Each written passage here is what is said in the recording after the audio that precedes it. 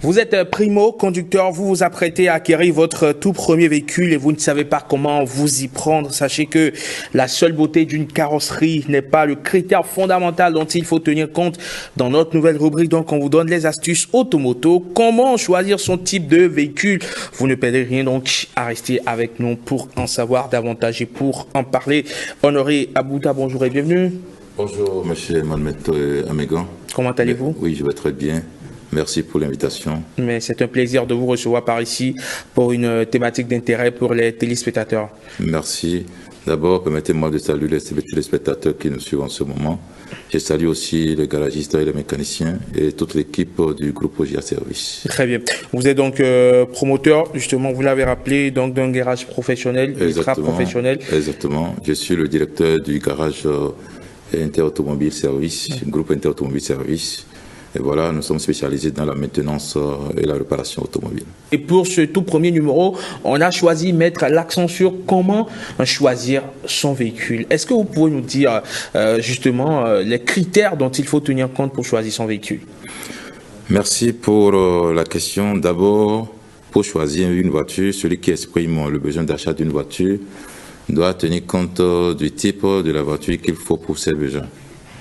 Et deuxième chose, il faut tenir compte du coût de la consommation du carburant, le taux de la consommation du carburant du moins, et aussi le coût de la maintenance et les révisions préventives. Le troisième élément, il faut avoir un conseiller, un technicien de maintenance automobile et qui respecte les règles de bulletin de service de maintenance recommandées par les constructeurs.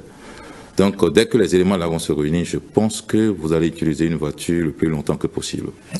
Alors, il y a certaines personnes qui ont pris peut-être un même véhicule, un même type de véhicule, des gens qui ne se connaissent pas forcément, mais qui ont eu le même type de problème sur la durée.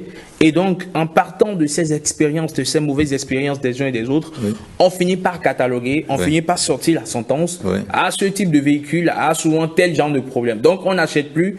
Et on répond, on ventile l'idée dans l'opinion. Je ne confirme pas cela. Et sûrement, il y a des critères de maintenance qui n'ont pas été respectés. Alors, il y a aujourd'hui deux façons d'acheter son véhicule. Évidemment, soit aller chez un concessionnaire pour aller acheter un véhicule neuf, oui, soit aller sur le parc, oui, pour aller acheter un véhicule d'occasion, oui, les véhicules d'occasion comme on les appelle. La plupart des Béninois, en raison du pouvoir d'achat, se tournent vers la seconde option. Est-ce que c'est l'option la plus économique? Oh, parce que vu le coût de la vie du pays, l'option la plus économique, c'est aussi une option. C'est quoi? Celui qui a envie d'acheter un véhicule au pôle, un véhicule d'occasion, la première des choses, il faut un technicien de maintenance automobile qui va pouvoir l'aider à faire un bon choix. Parce qu'avant d'acheter une voiture, il faut s'assurer que le véhicule est en état. La plupart des véhicules là que nous recevons dans nos ports et autres, vous savez que généralement c'est des véhicules qui sont déjà amortis et qui ont des petits soucis autour. Donc si un technicien n'arrive pas à contrôler le véhicule convenablement, quand la personne achète la voiture, il peut commencer par avoir des problèmes après au dehors. Donc, en réalité, on peut aller au port acheter une voiture, mais il faut trouver un conseiller qui doit pouvoir vous aider et à préciser, à certifier l'état de la voiture. Et de votre expérience donc de professionnel, quelle est la marque qui résiste ou quelles sont les marques qui, on va éviter d'appeler le nom donc de marques, les allemandes, les sud-coréennes, les japonaises, les françaises, de votre expérience, si vous devez conseiller quelqu'un?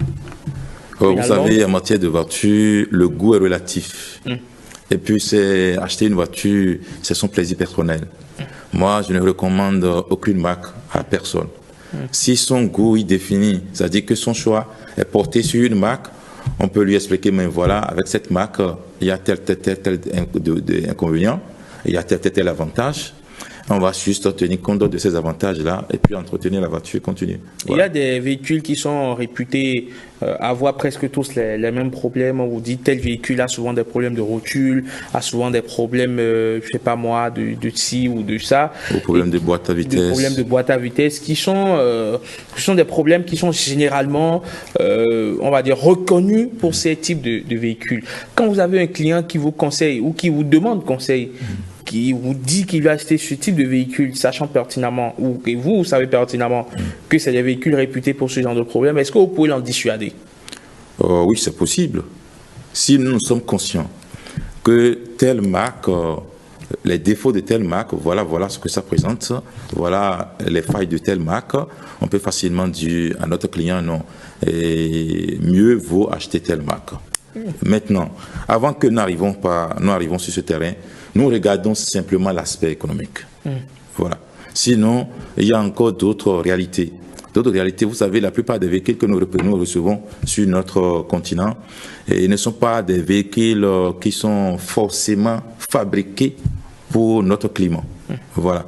Donc, il y a aussi ces impacts-là et ces difficultés-là que nous rencontrons et qui fait que